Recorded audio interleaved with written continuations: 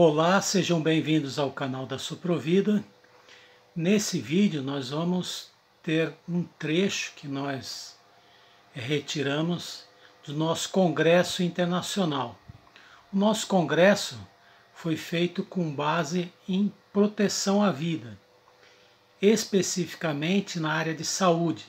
Tivemos vários profissionais de várias áreas da saúde tratando de vários assuntos.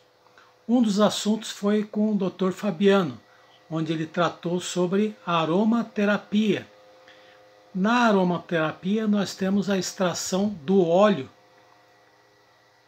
essencial das plantas, e elas nos ajudam a tratar a nossa saúde.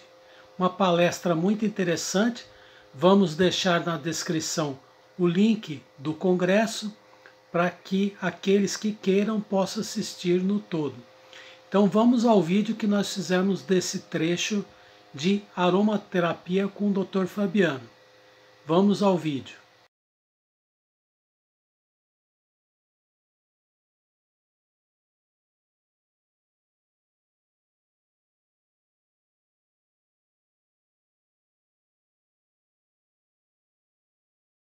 Então vamos lá. Primeiro, nossa agenda inicial. O que a gente vai estar falando hoje, nesses 40 minutos?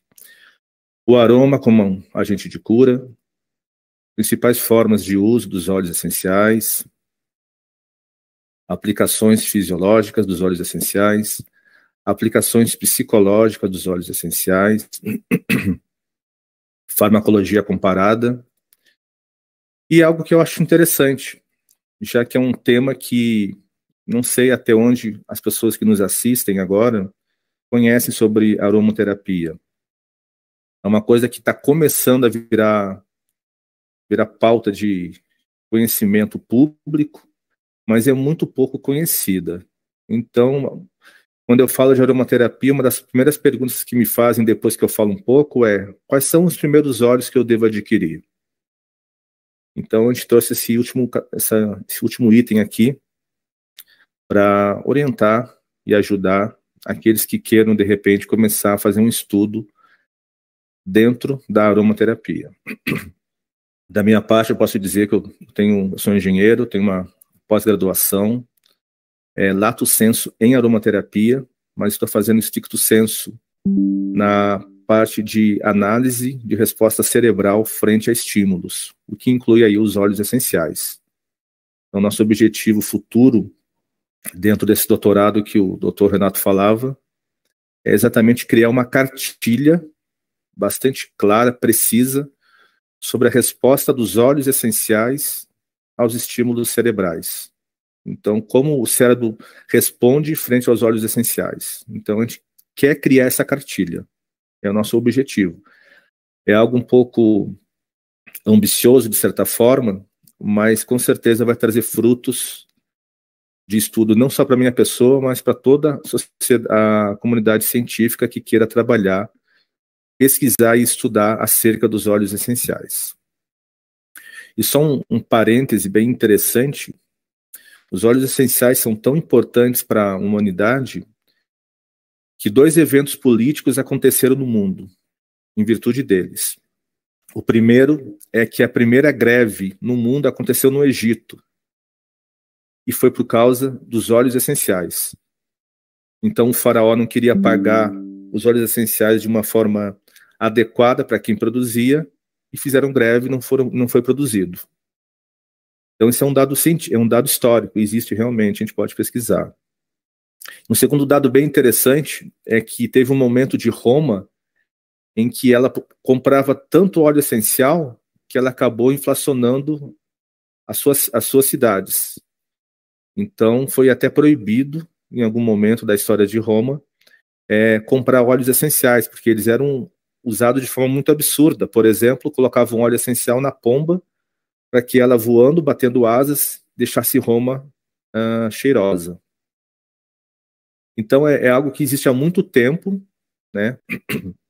Muito atrelado a perfumes hoje, porém, em outras épocas, eram utilizadas também como perfume e como algo para restaurar a saúde de diversas formas, não só fisiológica, mas também, muitas vezes, principalmente psicológica.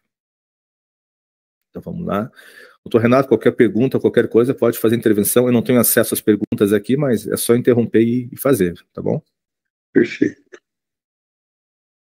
Então, vamos lá. A primeira pergunta que eu ouço falar é: o aroma ele consegue curar? E o que eu posso falar, depois de um tempinho estudando e praticando essa arte, que é um hobby fantástico, é que sim. Existe uma ação fisiológica do óleo essencial.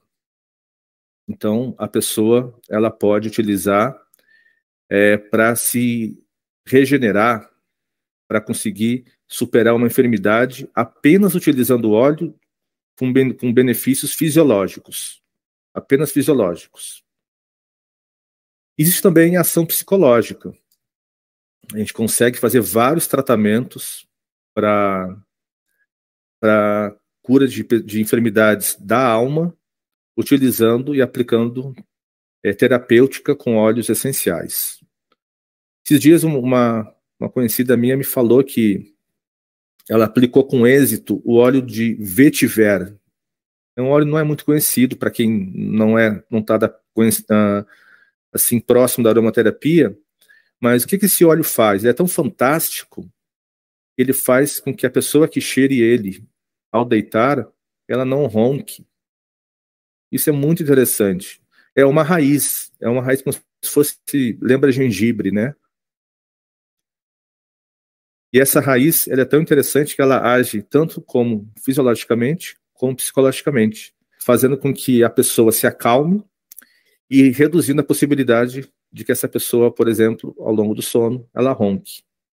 Então, só para a gente começar os efeitos dos óleos essenciais, né? É difícil, por exemplo, a gente achar um remédio para parar de roncar, mas o óleo de vetiver, ele tem essa característica. Isso aqui é algo muito interessante, é comprovado cientificamente. O que isso está dizendo? Está dizendo que 25 xícaras de chá tem a mesma concentração de uma gota de óleo essencial. Então, como eu falei, né? Quando você pega uma planta, você dilui ela na água e faz seu chá. Só que o óleo essencial, ele não é toda a planta. É uma parte da planta. E é uma parte que você potencializa. Então, estudos de química comprovaram que 25 xícaras de chá equivalem em concentração, em quantidade de concentração, a uma gota de óleo essencial. Em termos de medida, uma gota ela tem a seguinte proporção: são necessárias 20 gotas para fazer 1 ml. Então, 20 gotas, esse aqui é um conta-gota padrão, 20 gotas são necessárias para fazer 1 ml. Então, a gente percebe como é forte ou como é concentrado um óleo essencial. Por isso que ele é tão forte na questão da ação fisiológica. Eu não sei em outros países, mas pelo menos aqui no Brasil, nós temos uma pomada chamada Gelol. E a base dela é 90% óleo essencial. E a ação que ela faz é fisiológica. Ação psicológica. Bom, vamos começar ao contrário. Eu consigo ter ação psicológica do óleo essencial? Vamos começar ao contrário. Para quem não conhece São Paulo, mas um dia espero que conheçam, que é uma grande cidade, tem suas dificuldades, mas tem suas facilidades também. Tem o Rio Tietê e tem o Rio Pinheiros.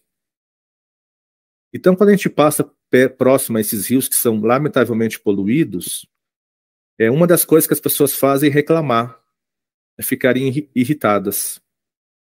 Então, a gente percebe que o mau odor, ele faz com que a pessoa tenha uma reação psicológica. Uma reação psicológica. Então, esse é um extremo. Agora, vamos ver o extremo que nos interessa. O feromônio, por exemplo. Existem remédios, né, remédios, que seja remédio, né, para matar moscas que usam feromônios de moscas. ou outros animais que se usam os feromônios desses animais. Então, na verdade, o aroma, ele causa uma alteração psicológica no ser humano. Tem um perfume aqui no Brasil, não sei se os outros conhecem, é um desodorante chamado Avanço. Esse Avanço, ele tem um produto chamado geraniol. O geraniol, ele vem do gerânio, que é um óleo essencial. E o que esse geraniol faz? Ele ativa os hormônios sexuais femininos.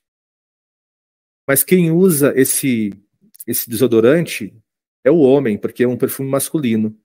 Então, no comercial aqui no Brasil, quando faz comercial desse Avanço, fala que quando o homem usa Avanço, as mulheres avançam.